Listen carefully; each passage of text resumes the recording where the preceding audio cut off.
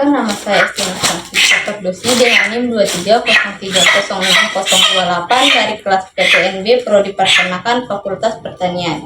Di sini saya akan menjelaskan anatomi hewan unggas, tugas praktikum anatomi fisiologi ternak yang dibimbing oleh Ibu Tati Widianasari, SPT MP. Di sini saya menggunakan ayam boiler. Yang pertama ada caput atau kepala, yang kedua ada kolum atau leher, ketiga ada bronkus atau badan, keempat ekstremitas anterior atau bagian sayap, kelima ekstremitas posterior atau bagian kaki, dan keenam ada caudal atau ekor. Nah, caput ini terdiri atas rostrum atau paruh. Paruh dibagi menjadi dua bagian, yaitu maksilar rahang atas dan mandibula rahang bawah. Lalu ada nares anteriores atau lubang hidung, lalu ada cera atau tonjolan pada paruh. Lalu ada organon visus atau mata, dan juga porus acousticus externus atau bagian lubang telinga. Selanjutnya ada cervix atau leher. Cervix ini yang menghubungkan antara caput dan juga bronkus atau badan, yang ditutupi oleh 5 bagian bulu. Yang pertama tetrites, yaitu bulu yang menyelimuti bagian badan. Lalu ada retrites, bulu yang menyelimuti bagian ekor.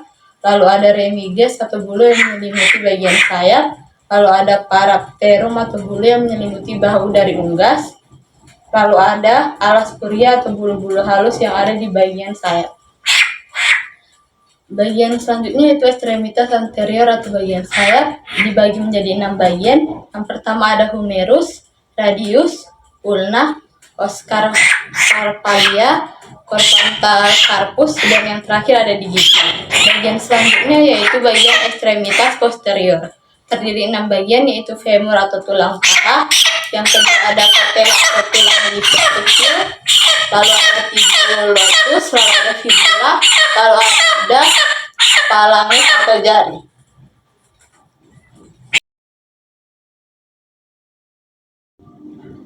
Di sini saya akan menjelaskan bulu-bulu pada unggas. Yang pertama itu ada plumae.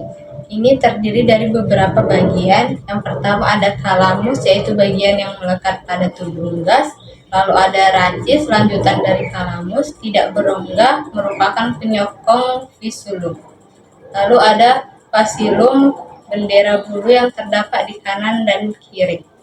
Pasilum terdiri atas berbae, tiap berbae mempunyai cabang berbulae distal dan proxima. Yang kedua itu ada bulu plumulae. Plumulae ini mirip seperti plumae, tapi lebih kecil. Bulu ini lebih pendek, banyak ditemukan pada ayam yang sedang mengeram, yang berguna untuk mengurangi panas tubuh. Dan yang terakhir ada filoplumae, yaitu bulu yang memiliki bentuk seperti rambut.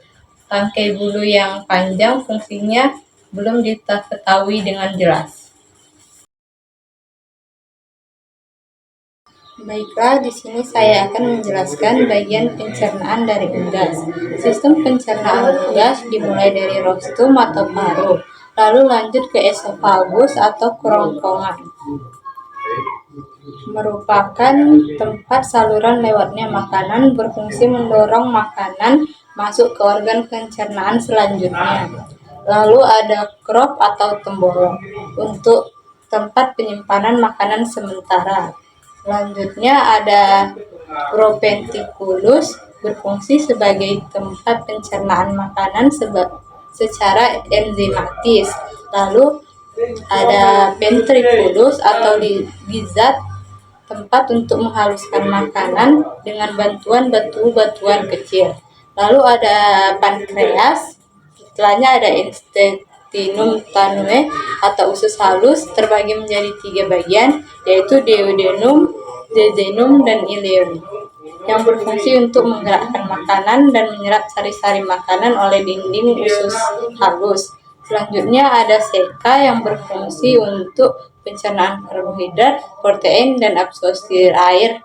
Lalu ada kolon atau tempat penyimpanan feses sementara. Lalu terakhir ada kloaka, tempat keluarnya kotoran unggas. Selanjutnya saya akan menjelaskan tentang pencernaan tambahan, yaitu hati atau hepar.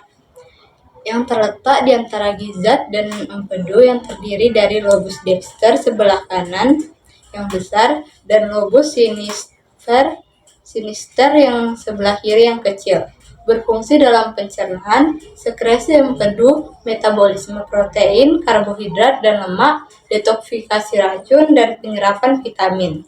Lalu ada limfa,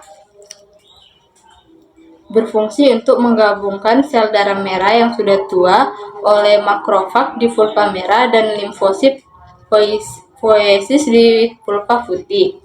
Lalu ada empedu atau fisika velea, berfungsi untuk mengabsorpsikan lemak, mengaktifkan lipase, mengamilase pankreas, dan penyerapan vitamin. Baiklah, saya akan menjelaskan sistem pernapasan pada unggas. Sistem pernapasan pada unggas dimulai dari nares atau lubang hidung untuk menghirup oksigen. Lalu lanjut ke laring sebagai saluran masuknya udara selama proses inspirasi, lalu ke trakea merupakan organ pernapasan ayam yang berbentuk pipa. Terdiri dari cincin-cincin tulang rawan, berfungsi untuk mencegah terjadinya kolapse saat adanya tekanan tinggi saat ayam bernapas.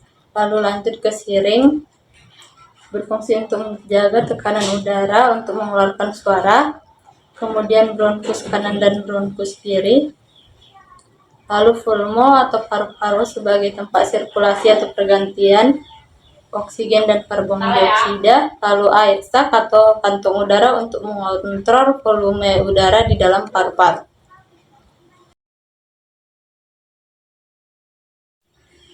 Baiklah, selanjutnya saya akan menjelaskan sistem saraf pusat pada ayam.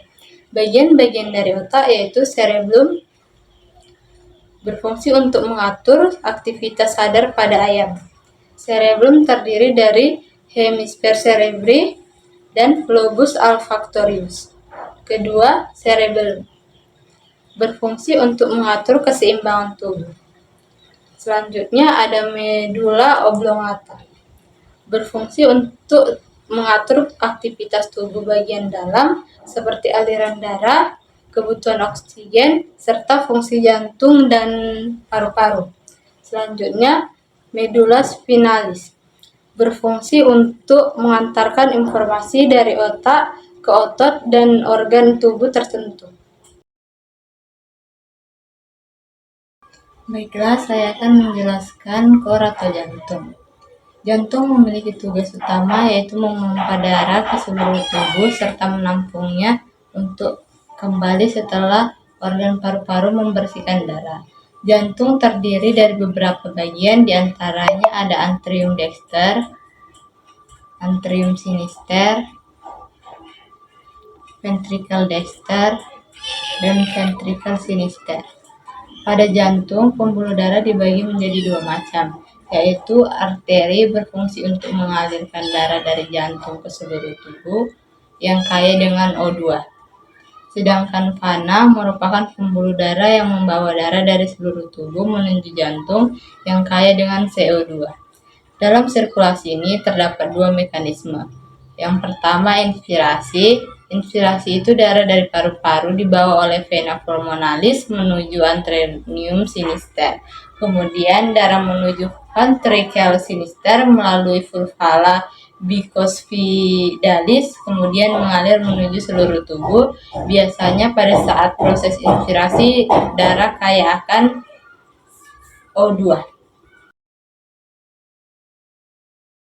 Baiklah, selanjutnya saya akan menjelaskan enzim.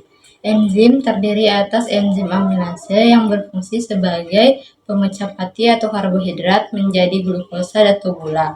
Selanjutnya, pada proventriculus dan gizat terdapat enzim pepsin yang berfungsi untuk mengubah protein menjadi asam amino.